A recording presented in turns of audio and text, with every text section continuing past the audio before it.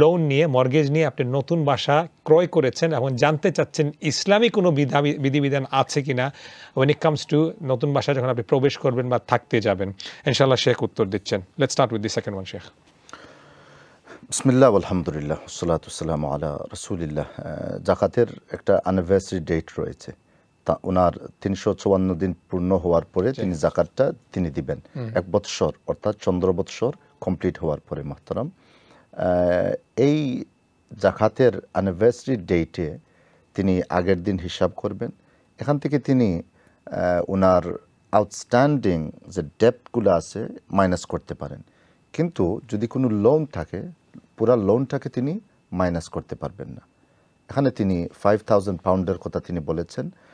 সেটা যদি একটা পেমেন্ট প্ল্যান থাকে এখানে, যে তিনি মাসে 20 পাউন্ড করে দিচ্ছেন, 30 পাউন্ড করে দিচ্ছেন, 50 পাউন্ড করে দিচ্ছেন, তিনি যাকাত থেকে 12 মান্থসের অ্যামাউন্টটা তিনি মাইনাস করতে পারেন, পুরাটা তিনি মাইনাস করতে পারবেন না। বিষয়টা বোঝার জন্য আবারও বলি যে যখন আপনি একটা লোন নেবেন, it might be 5 years plan, 10 years plan, এইরকম লোনটা সাধারণত মানুষ নিয়ে থাকে। বুঝছি, এমনি এই লোনটা কিন্তু সুদভিত্তিক না। সুদভিত্তিক না, দ্যাটস রাইট। মানুষের কাছে হয়তো আপনার কাছ থেকে আমি ধার নিতে পারছি, এটা লং টার্ম আপনি পুরোটা মাইনাস করতে পারবেন না, কারণ সেটা লং টার্ম একটা লোন। ঠিক আছে, সুদভিত্তিক হলে তো আমরা বলবো সেটাকে আপনি এখানে অ্যাড করতে পারবেন না, যাকাতের সাথে আপনি তার তো সম্পর্ক নেই, দ্যাটস টোটালি ডিফারেন্ট।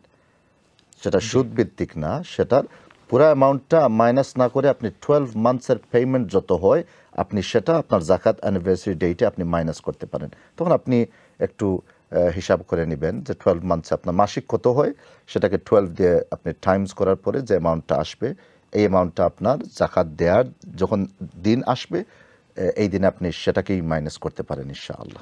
আচ্ছা, এখানে একটা বিষয় আছে। আপনি মনে করেন আপনি যদি 5000 এক বছরে যদি দেই, আমি ফর এক্সাম্পল আমি লোন এনেছি 5000, তো আমি 1 বছরের মধ্যে মানে 1 বছরের মধ্যে আমি লোনটি দিব। ফর এক্সাম্পল আপনার মাসে আসে 416 পাউন্ড সামথিং।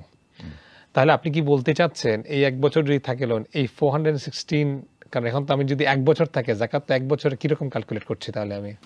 এখন মুহতারাম, যাকাত অ্যানিভার্সারি ডেট যেটা আমরা বললাম, upon the completion of 354 days, এই দিনে আপনাকে যাকাত দিতেই হবে, আর আপনি বিলম্ব করতে পারবেন না। ধরেন 15 রমাদান আপনার যাকাত অ্যানিভার্সারি, 15th of রমাদান।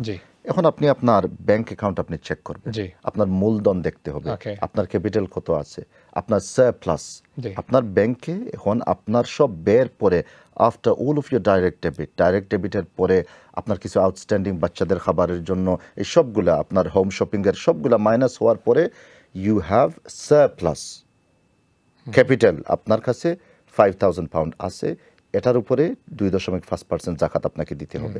এখন বিষয়টা হচ্ছে আপনার অন্যদিকে আপনার একটা লোন আছে, 5000 মতো লোন আছে, আপনি পুরোটা মাইনাস করতে পারবেন না। কেন? It is a long term loan. যদি সাময়িক সময়ের জন্য হতো that is a different thing, কিন্তু সাধারণত লোনটা it might be 3 years agreement, 5 years agreement, it's a long term loan. অতএব আপনি শুধুমাত্র 1 বৎসরের অ্যামাউন্টটা আপনি মাইনাস করতে পারেন। সেটা বোঝার জন্য আমরা বলি যে আপনি প্রত্যেক মাসে যদি 50 পাউন্ড দিয়ে থাকেন, 50কে আপনি 12 দিয়ে আপনি পুরো করলে, টাইমস করলে কত হয়? 600 পাউন্ড। আপনি 600 পাউন্ড আপনি মাইনাস করতে পারবেন, দ্যাটস ইট। সেটা হচ্ছে উলামা ইকরামের রেকমেন্ডেশন। আর যদি তৌফিক আল্লাহ ভালো দিয়ে থাকেন তাহলে তো এই 600 পাউন্ড মাইনাস না করেও তো আপনি দিতে পারছেন। ওকে, আচ্ছা, তখন আপনারও দেওয়ার সুযোগ হলো, গরিবেরও পাওয়ার সুযোগ হয়ে গেল। ঠিক আছে, চেয়েছিলাম নতুন সেকেন্ড প্রশ্ন দিয়ে শুরু করতে যাচ্ছেন। Let's move on to the second প্রশ্ন। মর্গেজ দিয়ে ঘর কিনেছেন, বাট আবার জানতে চাচ্ছেন যে এখন ইসলামী কোনো রীতি রেওয়াজ আছে কিনা নতুন বাসায় যখন প্রথমভাবে স্থায়ীভাবে থাকতে যাব বা প্রবেশ করব। মুহতারাম, নতুন ঘরে যাওয়ার পরে প্রথম যে কাজটা করতে হবে, নামাজ কায়েম করতে হবে। এই ঘরে নামাজ পড়তে হবে। যখন আপনারা নামাজ পড়বেন রীতিমতে, টাইম মতে, আপনি আপনার দায়িত্ব পালন করবেন। আল্লাহ আজ্জা ওয়া জাল্লা সর্বপ্রকার বলা মুসিবতকে দূর করে দিবেন বিইজনিল্লাহি তাআলা। কিন্তু এর পাশাপাশি কিছু প্র্যাকটিক্যাল কাজ আমরা করতে পারি। হাদিসে আসছে, ইন্না শাইতানা ইয়ানফিরু মিনাল বাইতিল্লাযী তুকরাউ ফীহি সূরাতুল বাকারা। হাদিসে আসছে শয়তান এই ঘর থেকে পলায়ন করে যে ঘরে সূরাতুল বাকারা পড়া হয়।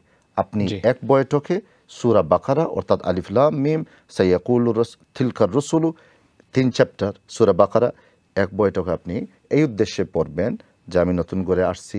হাদিসে আসছে যে নতুন ঘরে মানে যে ঘরে সূরা বাকারা পড়া হয়, শয়তান পলায়ন করে, এই নিয়ত নিয়ে আপনি পড়েন বিইذনিল্লাহি তাআলা।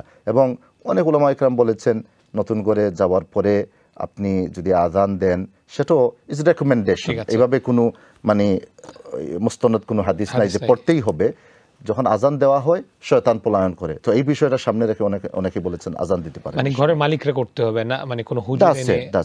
আর হুজুর নিয়ে যদি আপনার লোকাল ইমামকে নিয়ে ঘরে মুভ হওয়ার পরে আপনি চান যে ওনাকে একটু খাওয়াবেন, আপনার আত্মীয় স্বজন নিয়ে একটা ফ্যামিলি গ্যাদারিং করবেন, হুজুর আসবে, দোয়া করবে, এতে কোনো বাধা নেই, সেটা হতে পারে ইনশাআল্লাহ। তবে যে সমস্ত কাজ হবে এখানে সবগুলো সুন্নাহসম্মত হতে হবে। এক্সেলেন্ট, জাযাকাল্লাহু খাইরান।